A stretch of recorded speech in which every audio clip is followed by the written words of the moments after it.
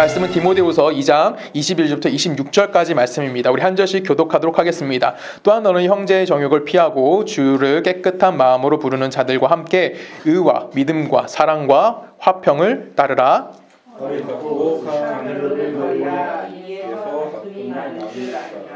주의 종은 마땅히 다투지 아니하고 모든 사람에 대하여 온유하며 가르치기를 잘하여 참으며 거역하는 자를 온유함으로 훈계할지요 곧 하나님이 그들에게 회개함을 주사 진리를 알게 하시라. 그들로 깨어 마귀의 올무에서 벗어나 하나님께 사로잡힌 바 되어 그 뜻을 따르게 하실까 함이라. 아멘. 함께 기도하시겠습니다. 하나님 감사합니다. 하나님의 은혜와 하나님의 사랑 안에 우리가 지금 이 시간 모여 예배합니다. 특히 이제 말씀 듣습니다. 하나님 우리 말씀 들을 때 전하는 자 겸손하게 하시고 듣는 자 마음을 문을 열고 하나님의 말씀을 받아들여 그들이 이 땅 가운데 그리스도를 살아가기에 부족하지 아니한 시간 되게 하실 걸 믿사오며 살아계신 예수님의 이름으로 감사하며 기도했습니다. 아멘. 오늘 본문 우리가 지금 디모데 전후서를 계속해서 연속해서 보는 이유는 간단합니다. 뭐냐면 바울이 디모데 권면하는 내용이 계속 연장선상에 있기 때문에 그래요. 가장 대표적인 권장하는 게 뭘까요? 바른 교훈을 교인들에게 가르치라는 겁니다. 그래서 교회로부터 잘못된 거로부터 교회를 지켜내야 한다고에 대해서 이야기했고 디모데후서로 와서 그 내용이 조금 더 추가되는 장면이 나옵니다. 그것은 무엇이냐면 이제 너희들이 뭐 해야 된다? 영적 성숙을 이루어야 한다. 쉽게 말하면 경건의 연습을 끊임없이 함을 통해서 내가 그리스도인다운 삶을 살기 위해서 노력하는 삶을 살아야 해라는 부분을 끊임없이 이야기합니다. 그게 이제 지난주부터 시작된 말씀이고요. 오늘도 그 연장선상에서 내가 어떻게 하면 경건의 연습을 하는 거고 그 경건의 연습을 통해서 하나님이 우리에게 요구하시는 삶이 무엇인지에 대하여 답을 찾아낼 수 있는 시간이 되었으면 하는 마음이 있습니다. 왜 그럴까요? 이 당시만 해도 굉장히 부정적으로 교회 안에 들어와서 나쁜 영향을 준 사람들이 있었습니다. 우리가 디모데 전서 1장 처음 시작할 때 배웠습니다. 그게 뭐라고 표현됐죠? 다른 교훈과 그 다음에 뭐라고 되냐면 신하와 끝없는 족보 이런 식으로 나옵니다. 이거를 한국말로 좀 쉽게 설명하면 뭐라고 표현됐죠? 닭이 먼저냐? 알이 먼저냐? 아무도 기억 안 하시죠? 괜찮습니다. 제가 하면 되니까요. 네, 여러분 이거는 뭐예요? 신앙과 관계없는 거. 그러니까 교회에서 함께 신앙생활하는 건 문제되지 않는다라는 거예요. 근데 교회에 들어와가지고 내가 생각하는 거, 내 뜻과 내 의지를 교회 안에 표현해내는 것이 뭐라고 됐습니까? 잘못된 가르침이라고 했고 이거로부터 교회를 지켜내기 위해서 우린 뭘 해야 된다고 이야기하는 거예요? 경건의 훈련을 끊임없이 해나가야 한다라고 이야기하는 겁니다. 근데 바울이 오늘 권면하는 내용은 뭐냐면 너는 그 자리에서 뭐하라고 이야기할까요? 그것을 피하라라고 이야기해요. 그들과 부딪혀 싸우지 말고 넌 뭐하라고? 그 자리에서 피해야 한다라고 이야기하는 겁니다. 그 내용이 오늘 22절 시작할 때부터 등장합니다. 제가 읽도록 하겠습니다. 디모데후서 2장 22절에 보면은 또한 너는 청년의 정욕을 피하고 주를 깨끗한 마음으로 부르는 자들과 함께 의와 믿음과 사랑과 화평을 따르라. 어리석고 무식한 변론을 버리라. 이에서 다툼이 나는 줄 알미라. 두 가지를 피하라고 합니다. 뭘 피하라고 합니까? 청년의 정욕을 피하라고 하고요. 23절에 보면은 어리석고 무식한 변론을 피하라라고 이야기하고 있어요. 이것들을 피하라는 이유는 뭘까요? 잘 생각해 볼게요. 여러분, 청년의 정욕이랑 그 다음에 무식한 변론이라고 하면 좀 여기 써 있는 대로 하면은 어리석고 무식한 변론입니다. 이거는 신앙과 관계가 있는 걸까요? 신앙과 관계가 없는 걸까요? 청년의 정욕. 여러분 교회에 들어와서 신앙생활하는데 정욕 갖고 행동하는 거 있으십니까? 솔직히 없잖아요. 이거는 뭐에 대해서 이야기하는 걸까요? 일반 사회에서 우리가 살아갈 때 경험되어지는 것에 관련된 이야기를 하는 겁니다. 바울이 여기서 중요하게 이야기하는 것은 네가 일반 생활, 그러니까 일상을 살아가면서 경험되어져서 습득되어진 것. 우리 이건 뭐라고 그러죠?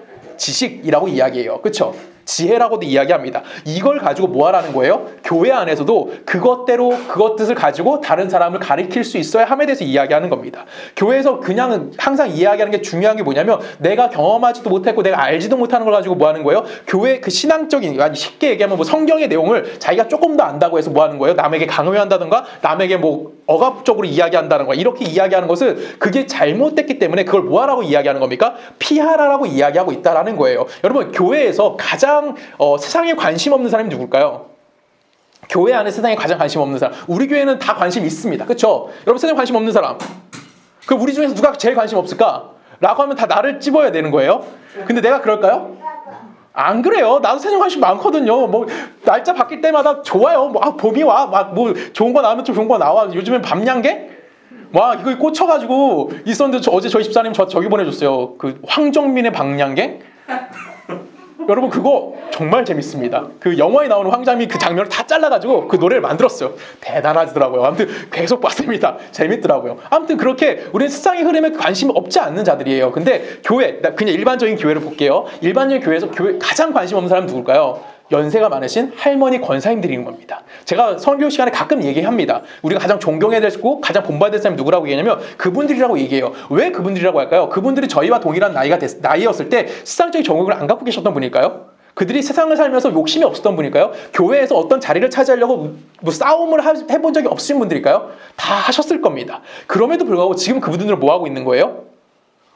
아무도 모르게 예배 시간에 와서 자기가 항상 앉는 자리에 앉아서 뭐 하시죠? 예배 드리고 예배 끝나면 뭐예요? 누군가를 교제도 잘 안 하십니다. 그럼 뭐 하시죠? 집으로 다시 가십니다. 그리고 새벽 예배 시간이 되면 또 뭐 하시죠? 또 그 자리에 와서 예배 동일하게 드리십니다. 수요일, 금요일, 주일, 1부, 2부, 3부 안 가리고 그분들은 시간이 될 때마다 뭐 하시죠? 교회에서 예배 드리고 교회에서 어떤 것도 요구하지 않으십니다. 그리고 그들은 다시 돌아가시는 거예요.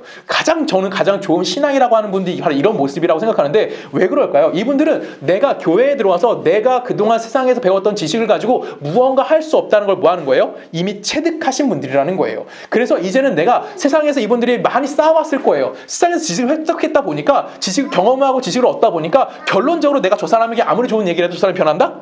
변하지 않는구나. 내가 저 사람한테 어떤 훈계를 한다고 할지라도 내가 저 사람한테 어떤 말을 한다고 할지라도 그 사람은 쉽게 변하지 않는구나. 그래서 이제 뭐 하는 거예요? 나와 하나님과의 관계 속에서 내가 누군가에게 피해를 주지 않고 내가 할 수 있는 최선의 일을 하고 함께 예배드리고 함께 생활하는 것에서 뭐 하시는 분들이에요? 만족하고 그 안에서 감사하는 자들이 되었다라는 겁니다. 제가 이분들을 좀 칭찬하는 말을 좀 멋지게 표현하면 제가 써왔어요. 그대로 읽을게요. 자신의 삶이나 존재에 있어서 어느 한 부분이었던 것이 지금은 전부로서 신앙이 고백되어지고 있다.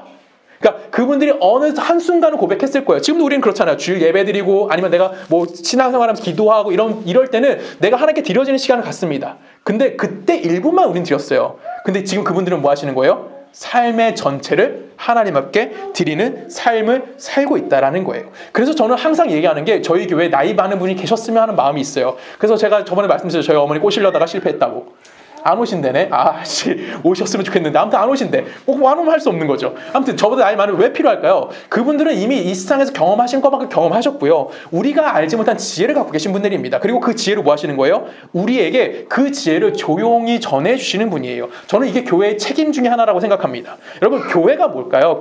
교회는 정말 많은 걸로 정의할 수 있습니다. 근데 교회의 책임 중에 하나는 무엇이냐면 전통이라는 것을 다음 세대에게 전해줘야 하는 책임성이 있는 게 바로 교회가 갖고 있는 첫 번째 책임이라고 생각해요. 근데 여러분 교회가 갖고 있는 전통이 뭐예요? 내가 하나님 앞에 신앙생활을 어떻게 해야 하는지에 대해서 아는 겁니다. 그리고 내가 그렇게 신앙생활을 함을 통해서 그 다음 세대에게 뭐 하는 거예요? 이렇게 신앙생활하는 것이 가장 좋은 것입니다라는 것을 알려주는 거예요. 근데 여러분 아시다시피 한국 교회가 분명히 좋은 전통 갖고 있긴 했습니다. 근데 지금은 어떨까요?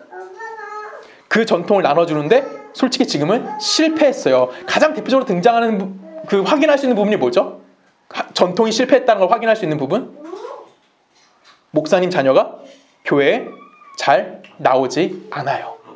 여러분 장로님 딸, 장로님 아들 중에 여러분 그동안 다녔던 모든 교회를 돌아보십시오. 장로님 자녀들 중에 교회를 다 잘 나오는 장로님 자녀들이 있나요? 없습니다. 저는 확답할 수 있습니다. 왜? 나는 항상 보니까. 그건 뭐냐면 그분들이 자기가 갖고 있는 신앙과 자신이 갖고 있는 그것을 그러니까 일반 사람들이 이해할 수 있는 범위 내에서 자녀들에게 뭘 하지 못하는 거예요? 전해주지 못했다라는 거예요. 그래서 뭐 하고 있는 겁니까? 지금 한국교회가 힘들어하고 있고 아파하고 있다라는 거죠. 우리가 이거에 대해서 교회의 책임을 다하지 못하고 있다는 것을 지금 보여주고 있다라는 거예요. 전통이라는 건 뭐예요? 그게 바르게 세워져 있는 거고 그 바르게 세워진 것을 알려주기 위해서 뭐 하는 거예요? 노력하는 삶을 살아야 하는 겁니다. 그거는 어떠한 개인이 혼자 하는 것이 아니에요. 오늘 본문에서 바울이 디모데에게 혼자 너 이렇게 해라고 이야기하는 것이 아닙니다. 너 이런 거 피해라고 이야기하면서 뭘 피하라고 했죠? 청년의 정욕을 피하고 어리석고 무식한 변론을 피하라 라고 이야기하면서 너 혼자 그렇게 하라는 것이 아니라 누가 하라는 겁니까? 온 교회가, 모든 교회 사람들이, 모든 성도들이 뭐 하라는 거예요? 함께 그 일을 실천함을 통해서 그것이 누구에게 전달되라고요? 다음 세대에게 안정적으로 전달되어져 가야만 한다라는 거예요. 그것을 예전에는 어디서 많이 했을까요? 교회는 항상 해왔어요. 그 다음 또 어디서 했었죠? 가정에서도 했었고요. 또 어디서 했습니까? 학교에서도 그거를 많이 했어요. 근데 여러분 아시다시피 지금 우리는 무슨 가족 사회라고 하죠? 대가족도 아니고 핵가족도 아니고 이젠 뭐죠? 이젠 나노 가족이라고 하더라고요. 네, 가족이 어떻게 된 거예요? 점점 세분화되고 있어요. 1인 가구가 많아진다고 합니다. 여러분 제가 지난주에 충격적인 얘기를 하나 들었어요. 뭐냐면 관악구는 정말 사람이 많이 삽니다. 아시죠? 근데 관악구의 출산율이 꼴찌입니다. 전국은 아니고 서울에서 0.5점 몇이 나와요. 왜 이렇게 적을까요? 1인 가구가 많아서 그래요. 저도 몰랐습니다. 1인 가구들만 있는 거예요. 가족을 이루지 않고 그냥 혼자 살기 편한 동네가 어디예요? 관악구가 돼버렸어요. 왜 그럴까요? 사람들이 내가 삶을 살면서 어떤 인격적인 관계를 맺고 살아가는 거, 그거에서 뭐 하는 거예요? 이제 싫어진 거예요. 나노 세대가 된 거예요. 그래서 이제는 나 혼자 내가 원하고 내가 편하고 내가 원하는 것만 추구하는 살면서 그 삶에서 누군가 관계에 대해서 내가 그 관계를 맺고 살아가기 싫다 좋다 싫어지고 귀찮아지는 거죠. 그래서 우리는 뭐만 따집니까? 효율성을 따집니다. 그리고 또 우리는 효율성을 좀 다른 말로 뭐라 그러죠? 가성비를 따지는 거예요. 내가 진영이를 만나서 가성비가 있냐 없냐, 그게 누구의 관계가 된 거예요? 인간관계의 기본이 되어져 가고 있다는 거죠. 그래서 인간 안에서 무엇이 상실되고 있는 겁니까? 인간성이 상실되고 있는 거고요. 인격성이 상실되어지고 있는 거라는 겁니다. 이런 탈인격화 시대에서 지금 우리는 뭐하고 있는 거예요? 살아가고 있다는 거예요. 그럼 이렇게 된 집단 속에서 발달하는 것이 뭘까요? 당연히 다원주의입니다. 다원주의는 뭐죠? 다 인정해 주라는 거예요. 얘도 인정해주고 쟤도 이렇게 인정해 주라는 거예요. 이걸 우리는 좀 더 다른 말로 현대성이라고도 이야기도 합니다. 여러분 이런 다원주의적인 상황 속에서 우리가 뭘 가장 많이 인정하라고 하죠? 서로의 다름을 가장 먼저 인정하라고 해요. 저 사람이 틀렸어라고 정지하지 말고 다르다라는 걸 인정해 주라고 이야기합니다. 저는 이 말이 굉장히 좋은 말이라고 생각해요. 근데 우리가 여기에 함정에 빠지면 안 되는 거예요. 우리가 타협하지 말아야 될 부분 분명히 존재하는 겁니다. 근데 타협하지 말아야 될 것에 우리 뭐 하는 거예요? 타협할 수 있어요. 예를 들어서 내가 마약을 한다고 칩시다. 다름이잖아요. 다름이라는 이름으로 충분히 이야기가 성립되어질 수 있는 거예요. 이것뿐만 아니죠. 여러 가지에서 그걸 다 다름이라고 이야기할 수 있다는 겁니다. 그러면 우리가 뭐가 되는 거예요? 정말 이 인격과 사람과 사람과의 관계는 뭐 하는 거예요? 맺을 필요가 없어지는 거예요. 그리고 사람과 사람이 인격적 관계 맺는 것이 아니라 독립적인 관계만 되는 거고요. 이 독립성에서 나는 자유롭다라고 이야기하지만 결론적으로 우리는 어떤 사회를 살고 있습니까? 가장 외로운 사회를 살아갈 수밖에 없는 거고요. 가장 개인주의화된 사회를 살아갈 수밖에 없게 된 겁니다. 이젠 가정에서도요 터치 못합니다. 그렇죠? 이제 학교에서는 절대 이런 얘기 할 수가 없습니다. 교회는 어떨까요? 교회도 점점 이런 세상적인 이야기가 들어왔어요. 그래서 이제 교회에서도 다름을 인정해야 한다라고 이야기합니다. 그래서 교회 안에서 뭐 아직도 뭐 감리교나 이런 데는 이제 뭐 굉장히 많이 오픈이 돼 있어요. 그래서 허용할 수 있는 범위가 너무 많이 열려 있고요. 특히 한국 교회에서도 이제 그런 분들이 계십니다. 이건 뭐 제가 동성애를 반대하는 건 아니지만 동성애자 부부를 이제 축복해주는, 그러니까 주례를 서주시는 목사님도 한국에 이제 생겨나게 됐고요. 뭐 미국 같은 경우는 동물에게도 그렇게 해주시는 분들도 이제 생겨났다고 하더라고요. 다름이에요. 그분의 입장에서는 다름이지 우리가 지켜야 되는 그 어떤 틀이나 전통이나 이런 얘기가 중요한 것이 아니게 된 겁니다. 그래서 우리는 지금 이 시간 이런 생활 속에서 그 세상의 다름이 어디까지 들어와 있는 거냐면 교회 안에까지 들어와 있는 거고, 교회 안에서는 그것을 뭐라고 얘기해요? 좀 멋있음으로 포장되어져 있는 거예요. 내가 이 정도로 관용적인 사람이야, 내가 이 정도로 여유로운 사람이야 라고 이야기하는 겁니다. 이런 현대성과 다원주의적 상대주의에서 교회는 뭐 하게 되는 거냐면 결론적으로 어떻게 될까요? 내 입맛에 따라서 교회를 선택할 수밖에 없게 되어진다는 거예요. 제가 한 5년 정도 됐을 것 같아요. 미국에 처음 갔을 때 미국 교회 목사님이 저에게 처음으로 하셨던 말씀이 있습니다. 미국 교회는 어떤 교회다? 자본주의화된 교회다라고 하셨어요. 이 자본주의화된 교회가 무슨 말일까요? 교회 안에 돈의 힘이 작용한다? 아니에요. 내가 원하는 곳, 내가 필요한 것으로만 교회를 선택한다라는 겁니다. 목사를 선택하고요, 교회를 선택하고요, 성도를 선택하는 겁니다. 그래서 내가 원치 않으면 바로 교회를 옮긴다던가 아니면 어떤 이슈를 걸어가지고 목사를 쫓아낸다던가, 그래서 내가 필요한 거, 내가 원하는 걸로만 뭐하고 있는 거예요? 교회를 선택하려고 하는 이런 모습이 자본주의화된 교회라고 했어요. 그래서 미국 교회는 곧 무너질 거라고 했습니다. 근데 아직 건재하긴 해요. 한국 교회는 어떨까요? 한국 교회 역시 동일합니다. 세상에 그 모든 풍조가 그대로 들어왔고요. 한국 교회도 지금 목사님 뭐 하시죠? 쇼핑합니다. 목사님 쇼핑을 어느 정도로 한다고 제가 말씀드렸어요? 사모님의 건강검진 진단서까지 띄워오라고. 그러니까 목사님이 필요한 게 아니라 사모님에 대한 부담감을 갖기 싫은 겁니다, 교회가. 그래서 건강검진 기록 써와가지고 사모까지 건강해. 그러면 우선 후보로 올려주는 거. 웃기죠? 지금 이러고 있어요, 한국교회가. 쇼핑하는 겁니다. 목사 쇼핑을 해요. 그래서 목사들도 자기 스펙을 올리려고 뭐 하죠? 엄청 노력합니다. 여러분들이 스펙 쌓는 것처럼 목사들도 정말 열심히 스펙 쌓아요. 유학도 갔다 오고, 뭐 어디 또 뭐 박사학위도 받으려고 하고, 어디 사회봉사단체 가서 또 일도 하고, 막 하면서 내가 정말 다양한 일을 할 수 있습니다라는 것도 강조합니다. 이미 한국교회도 뭐 하고 있는 거예요? 자본주의화 됐고요. 이미 우리도 뭐 하고 있습니까? 다원주의적 상대주의에 빠져서 내 입맛에 따라서 뭘 하려고 하는 겁니까? 교회를 다니고 교회 신앙생활을 하려고 이야기하고 있다는 거예요. 여러분, 과거의 한국교회를 한번 돌아봤으면 좋겠습니다. 과거까지 갈 필요 없고요. 우리 삶을 좀 돌아봤으면 좋겠어요. 예를 들어서 만약에 우리 교회에 피아노가 있습니다. 그리고 피아노를 칠 수 있는 사람이 있다고 칩시다. 유리라고 할게요. 칠 수 있으니까. 그럼 유리는 매주 교회로 올까요? 안 올까요? 와요. 왜 옵니까? 피아노를 쳐야 되는 책임감이 있기 때문에 교회로 오는 겁니다. 그렇죠? 제가 만약에 진영이한테 매주 카메라를 찍는 걸 부탁을 했다고 칩시다. 그럼 진영이는 교회를 매주 올까요? 안 올까요? 매주 올 거예요. 왜? 책임감이 있기 때문에. 우리가 교회 생활을 열심히 할 때 언제 열심히 합니까? 내가 무언가의 책임감을 가졌을 때입니다. 근데 여러분, 제가 신앙생활이라는 거 항상 말씀드리듯이 우리는 어떤 책임감, 명분 안에 내가 숨으면 된다, 안 된다? 안 된다고 말씀드렸어요. 교회에서 해야 될 건 뭐냐면 인격적으로 내가 다른 사람 앞에 어떻게 그리스도인다운 삶을 살고 있는지를 대해주는 겁니다. 쉽게 말하면 내 안에 뭐가 있어야 되는 거예요? 그리스도의 사랑이 있어야 되는 거고요. 내 안에 무엇이 있어야 됩니까? 그리스도의 관용이 있어야 되는 거고요. 내 안에 무엇이 있어야 되는 거예요? 그리스도의 따뜻함이 있어야 되는 거고, 내 안에 무엇이 있어야 되냐면 그리스도의 찾아감이 있어야 되는 겁니다. 그래서 내가 그렇게 행동하는 것을 함을 통해서 그리스도인 다음을 보여줘야 되는데 우리는 뭐 하는 거예요? 자꾸만 내 책임과 내 것을 가지고 뭐 하는 겁니까? 거기로만 숨어버리려고 하는 겁니다. 그리고 우리는 거기서 뭐라고 얘기해요? 내가 신앙생활 다 했다 라고 우리 스스로를 속이고 있다는 거예요. 여러분, 신앙이 뭘까요? 교회가 뭘까요? 우리 에베소 말씀을 통해서 함께 살펴보기 원합니다. 에베소 4장으로 갑니다. 4장 11절이에요. 우리 한 절씩 교독할까요?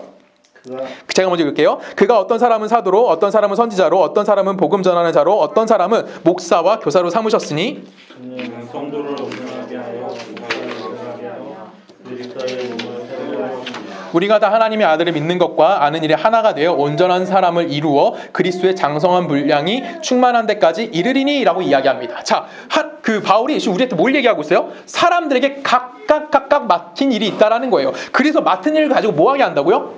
뭐하게 한대요? 12절에 보면은 성도를 온전하게 하여 봉사하는 일을 시키겠다는 거예요. 그래서 목사님들 이거 갖고 뭐하래요? 야, 너 맡긴 일이 있으니까 봉사해! 근데 그게 봉사가 아니에요. 내가 할 수 있는 일을 함을 통해서 뭘 세우는 겁니까?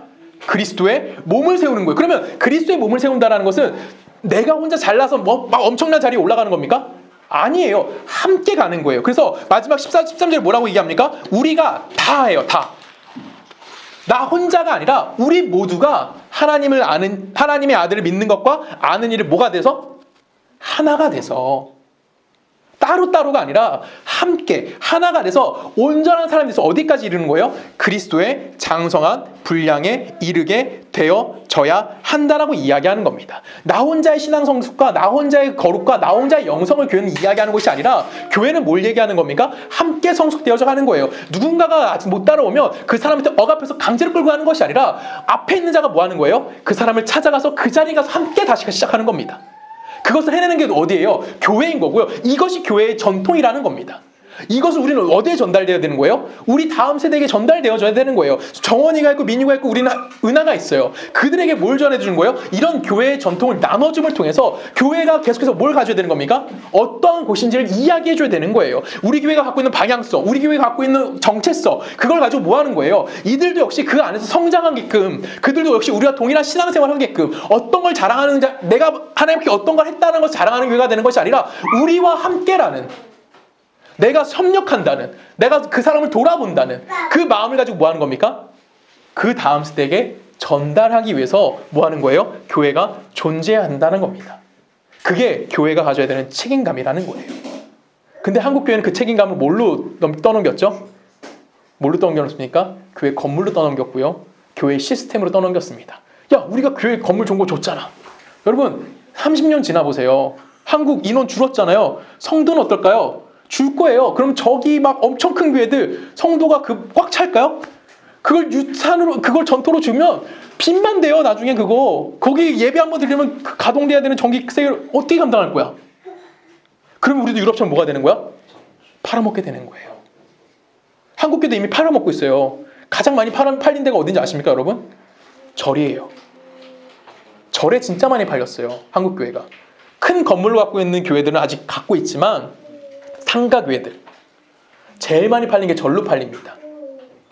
왜요? 이제 안 되는 거예요, 그게. 근데 우리는 자꾸만 뭐만 주려고 그래요? 우리는 건물 넘겨주려고 그래요. 여러분, 한국교회 건물 크게 잘 져놓고 어디로 넘어간 교회들이 있는지 아십니까? 신천지로 넘어간 교회도 많아요. 그거는 걔네들이 교회 그 땅 옮기기라고 그러나요? 그거에서 넘어간 게 아니라 정말 신천지 돈 주고 산 거예요. 그런 데도 많아요. 왜? 우리는 그게 유산이라고 생각했고 그게 전통이라고 한국교회가 생각하고 왔던 거예요. 그래서 뭐 했습니까? 실패해버리고 말았다라는 거예요. 여러분, 오늘 본문 22절에 뭐라고 되어 있어요? 또한 너는 청년의 정욕을 피하고, 여기까지는 우리가 이해해. 그 다음을 안 하는 거예요. 주를 깨끗한 마음으로 부르는 자들과 뭐? 함께라고요. 함께 뭐 하라고요? 의와 믿음과 사랑과 화평을 뭐 하라? 따르라. 네 혼자 하는 게 아니라, 너 혼자 그 길을 가는 게 아니라 뭐 하라고요? 함께.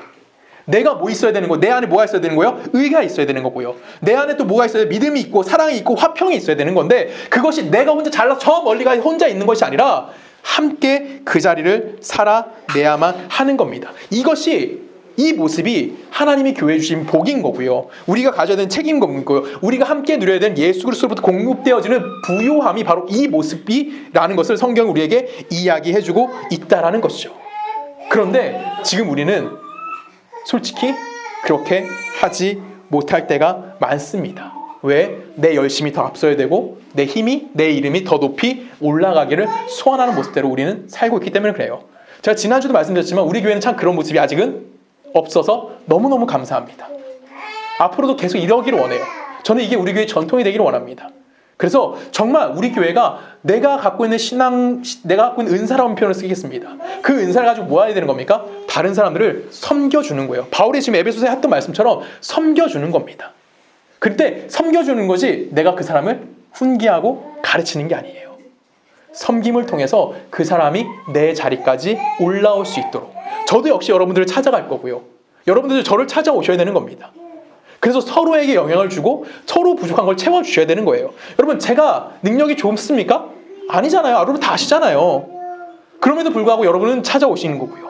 저도 역시 여러분들 찾아가는 겁니다. 서로의 부족함을 채워주고 세워서 함께 어디까지? 그리스도의 장성한 분량에까지 성장해 가야만 하는 거예요. 그래서 우리는 신앙이라는 이름으로 어떤 업적을 남기는 것이 아니라 신앙이라는 이름으로 뭘 하는 겁니까? 서로 함께 성장하는 그 기쁨을 누릴 수 있어야만 한다라는 겁니다. 그래서 바울이 뭐라고 얘기한 거예요? 너는 청년의 정욕을 뭐해라? 피해라. 그리고 넌 뭐해라? 주를 깨끗한 마음으로 부르는 자들과 함께 의와 믿음과 사랑과 화평을 따르라 라고 이야기하는 겁니다. 우리 각자가 모두 이런 삶을 살아야만 하는 거예요. 이런 삶을 살아가는 것이 무슨 삶입니까? 신앙을 고백하는 삶인 겁니다. 그래서 우리는 우리에게 주어진 환경 속에서 그 신앙 고백이 뭐가 돼야 되는 겁니까? 반응으로 나타나줘야만 하는 거예요. 우리끼리만, 교회 안에서만 그렇게 하면 된다, 안 된다? 안 되는 것이죠.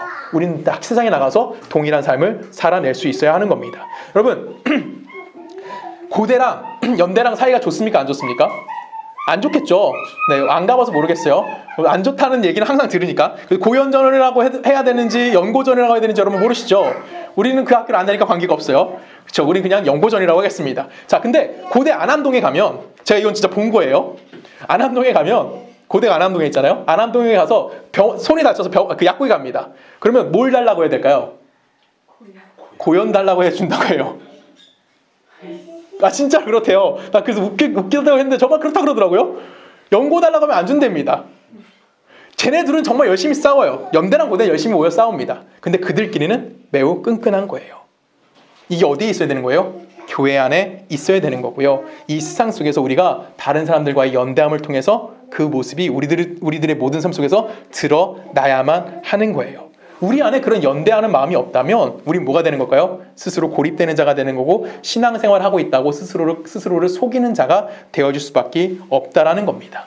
여러분, 과거에 우리의 조상들, 선조들이라고 할게, 믿음의 선조들이라고 이야기하겠습니다. 그럼 우리 믿음의 선조들은 어떤 삶을 살았을까요? 제일 가까운 미래부터 과거부터 생각해 보겠습니다. 언제죠? 일제강점기. 그렇죠. 그때부터 우리가 기독교가 정말 본론으로 올라왔으니까. 일제강점기 때 여러분, 많은 신앙의 선배들, 선조들은 어떻게 살았습니까? 그들의 신앙을 지키기 위해서 고통과 죽음의 위기를 무서워하지 않았습니다. 그들은 죽었고요. 그들은 고문당했습니다. 그러면서 그들의 신앙을 지켰습니다. 그리고 그들의 신앙의 유산이 누구로 갔어요? 우리 윗대로 갔습니다.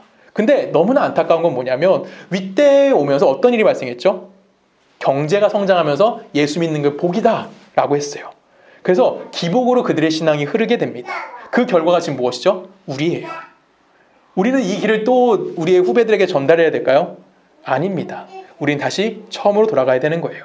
내가 그리스도인으로서 세상이 아프고 세상이 힘들어? 그럼 그 세상에 앞장서서 뭔가 이야기할 수 있는 사람이 되어야 되는 거고요. 또한 내가 내 삶에서 뭐 해야 되는 겁니까? 그 삶을 책임지는 삶을 살아내야 하는 겁니다. 누가 나를 핍박하고 누가 나를 공격할 때 나는 그리스도인의 여유로움을 가지고 그리스도인의 관용을 가지고 뭐 하는 겁니까? 그들을 향해서 품어줘야 되는 거예요. 그들과 싸워서 그들이 이겨서 내가 승리했다라고 이야기하는 것이 아니라 내가 아프지만 그들을 품어주고 그들과 함께 가는 삶을 살아야 하는 거예요. 그것이 누구의 삶인 겁니까? 바로 우리 믿음의 선진들의 삶이었어요. 히브리서 11장 가면 믿음장이라고 합니다. 근데 저는 이건 믿음장보다는 선배들이 어떻게 살았는지 우리에게 보여주는 이야기 같아요. 우리 히브리서 11장을 가볼까요? 제가 읽을게요. 11장 1, 2절에 보면은 믿음을 바라는 것들이 실상이요 보이지 않는 것들의 증거니 선지자들이 이로써 증거를 얻었느니라. 여러분, 믿음은 뭐래요? 바라는 것이 실상이에요. 결론은 믿음은 보인다 안 보인다? 안 보이는 걸 쫓아가는 거예요. 눈에 보이지 않는 걸 따라가는 거예요. 그래서 눈에 보이지 않는 걸 소망하는 삶을 살아가기 때문에 뭐 하는 거예요? 지금 이 현실 속에서 내가 만족을 누리는 삶을 사는 걸까요? 그렇지 않는 거예요. 내가 세상의 것을 만족하지 않는 게 뭐예요? 그래서 교회는 그런 곳이어야 한다는 거예요. 세상적인 이야기와 세상적인 방법과 세상적인 것, 그 어떤 것을 통해서 교회가 만족되어지는 것이 아니라 교회는 어떤 삶을 사는 겁니까? 하나님 나라를 소망하면서 살아야 하는 거예요. 그 삶을 통해서 우리는 믿음을 갖고 어떻게 되는 겁니까? 내가 믿음을 가지자는 증거를 얻어낼 수 있는 삶을 살아야 되는 거예요. 그게 우리가 흔히 말하는 빛의 삶인 거고요. 그게 우리가 흔히 이야기하는 소금의 삶인 거고요. 그것이 누구의 삶인 겁니까? 성령의 열매를 맺는 삶이다라고 성경은 우리들에게 이야기해 주는 거예요. 여러분, 우리는 소금이 되기 위해서 노력하는 자들이 되는 것이 아닙니다. 여러분, 빛이 되기 위해서 노력하는 자가 되는 것이 아니라 성령의 열매를 맺기 위해서 노력하는 자가 되는 것이 아니라 이미 우리는 뭘 갖고 있는 거예요? 빛인 거고요. 우리는 소금인 거고요. 우리는 뭐예요? 성령의 열매를 맺은 자들이에요. 어디서? 이게 중요하죠. 어디서입니까? 세상에서. 여러분의 모든 환경 속에서, 내 삶의 모든 조건 속에서 이미 그 삶을 살아내야 하는 자들이라는 거죠. 그 히브리서 11장에서 어떻게 끝났는지 아십니까? 우리 한 절씩 천천히 읽어볼까요? 또 어떤 이들은 36절이에요. 또 어떤 이들은 조롱과 채찍질 뿐만 아니라 결박과 옥에 갇히는 시련도 받았으며 불로 치는 것과 속으로 캐는 것과 시험과 칼로 죽임을 당하고 양과 연수의 가죽을 입고 유리하여 공핍과 환난과 흑대를 받았으니 이런 사람은 세상이 감당하지 못하느니라. 그들이 광야와 산과 동굴과 토굴에 하였느니라. 이 사람들은 다 믿음으로 말미암아 징벌을 받았으나 약속된 것을 받지 못하였으니 이는 하나님이 우리를 위하여 더 좋은 것을 예비하신즉 우리가 아니면 그들의 온전함을 이루지 못하게 하려 함이심이니라. 아멘. 여러분, 39절 무슨 얘기합니까? 히브리서 11장 1, 2절 말씀을 다시 한번 반복하고 있죠. 뭐 하고 있어요? 뭐라고 합니까? 이 사람들은 다 믿음으로 말미암아 증거를 받았으나 약속된 것을 뭐 했다? 받지 못했다. 근데 우리는 받은 것이 있죠. 우린 뭘 받았습니까? 우리는 예수 그리스도를 받았죠. 그리고 우리는 뭘 알게 됐습니까? 예수 그리스도를 통해서 우리가 어떻게 살아야 되는지에 대해서 정확하게 배웠고요. 증거가 무엇인지를 갖고 있는 자들인 겁니다. 그래서 우리 선배들이 살았던 그 삶대로 우리는 뭐 하는 자가 되어야 되는 거예요? 이 세상을 따라가는 자가 아니라 이 세상의 이치와 이 세상의 방법대로 사는 것이 아니라 예수 그리스도를 따르는 삶, 그 삶을 통해서 우리는 뭘 확증하는 겁니까? 그리스도인 다음에 증거를 가져낼 수 있다라는 거예요. 그래서 히브리서 11장이 그렇게 마치고요. 히브리서 12장 가면 뭐가 됩니까? 한 절씩 교독할까요? 이러므로 우리에게 구름같이 둘러싼 허다한 증인들이 있으니 모든 무서운 것과 얽매기 쉬운 죄를 벗어버리고 인내로써 우리 앞에 당한 경주를 하며 믿음의 주여 온전하게 하시는 나인 예수를 바라보자. 그는 그 앞에 있는 기쁨을 위하여 십자가를 참아 부끄러움을 개의치 아니하시니 하나님 보좌 우편에 앉으시니라. 아멘. 자, 1절에 보면 뭐라고 되어 있습니까? 이러므로 우리에게 구름같이 둘러싼 허다한 증인이 있으니 누구예요? 믿음의 선배들, 믿음의 선조들이라고 이야기하죠. 또 뿐만 아니죠. 지금 바로 여러분 옆에 있는 믿음의 동역자들인 겁니다. 그들이 있다라는 거예요. 그들이 있어서 우리는 뭐 하는 겁니까? 무거운 것과 얽매기 쉬운 죄부터 뭐 하는 거예요? 벗어나서 누굴 본다고요? 믿음의 주여 온전케 하시는 예수를 바라보는 삶을 살게 되어진다라는 겁니다.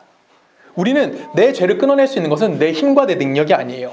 우리가 함께 교회라는 이름 안에서 함께 그 삶을 살아내는 겁니다. 그리고 그 삶을 거기서 멈추는 것이 아니라 다시 어디까지 들어가는 겁니까? 이 세상 속으로 들어가야 되는 거예요. 아까 히브리서 11장 38절은 뭐라고 해서 가로치고 이런 사람은 세상이 감당하지 못하느니라. 세상이 감당하지 못한다는 건 뭐예요? 승리한다는 얘기일까요?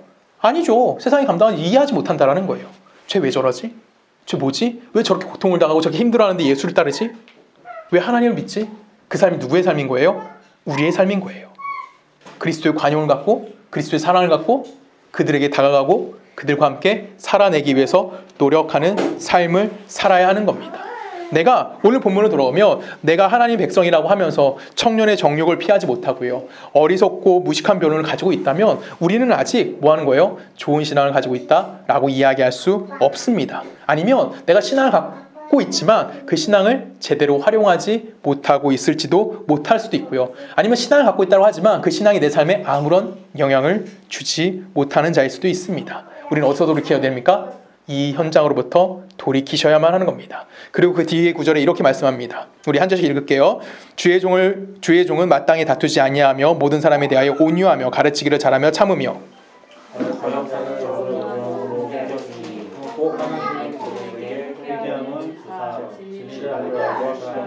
그들로 깨어 마귀의 올무에서 벗어나 하나님께 사로잡힌 바 되어 그 뜻을 따르게 하실까 함이라.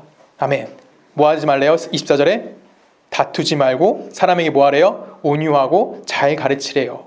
온유함으로 잘 훈계하래요. 그러면 그 사람들이 뭐 할 수 있다? 구원받을 줄 우리는 모른다라는 거죠. 그 삶을 누가 살아가는 겁니까? 우리의 삶인 거고요. 우리의 신앙의 삶을 돌아볼 수 있는 근거가 바로 요 말씀인 겁니다. 여러분 그렇게 하고 계시죠?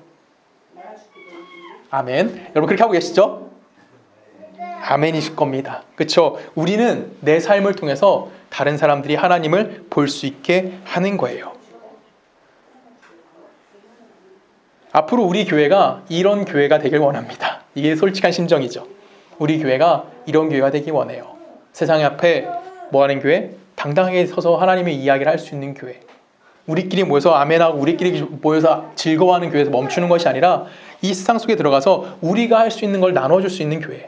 우리가 가진 것을 충분히 그들에게 나눌 수 있는 교회. 그것이 바로 우리 교회여야 되는 거고요. 서초 동네 교회가 그런 교회가 되기 원합니다. 그리고 그 전통을 우리 교회에 있는 모든 사람들에게, 다음 세대가 되는 그 모든 사람들에게 나눠줄 수 있는 우리 모습이 되기를 원합니다. 여러분 그럼 뭐 하셔야 됩니까? 그 신앙을 지금부터 실천하시면 되는 겁니다. 오늘 우리는 이제 고난주간을 살아갑니다. 저는 여러분들이 가장 먼저 실천하셨으면 좋겠습니다. 이번 한 주 내가 그리스도인으로서 내가 다른 사람을 한번 섬겨줘 봤으면 좋겠어요. 어렵게 섬기지 마십시오. 집에 가서 설거지 한번 하시고요. 집에 가서 청소 한번 하시고요. 부모님 아니면 자녀가 있다면 밥 한번 사드리고 이것도 충분히 내가 그리스도인을 할 수 있는 겁니다. 내가 예수의 이름으로 섬기는 것. 그 안에서 내가 하나님의 일을 감당해내는 것. 그것이 바로 우리의 책임인 거고요. 그 책임감을 가졌을 때 우리의 아이들이, 우리의 다음 세대가 우리보다 더 좋은 믿음의 증거를 갖고 그들이 하나님 앞에 헌신할 수 있는 귀한 우리의 삶이 될 수 있다는 것을 여러분이 꼭 기억해 주셨으면 좋겠습니다. 우리 함께 기도하겠습니다.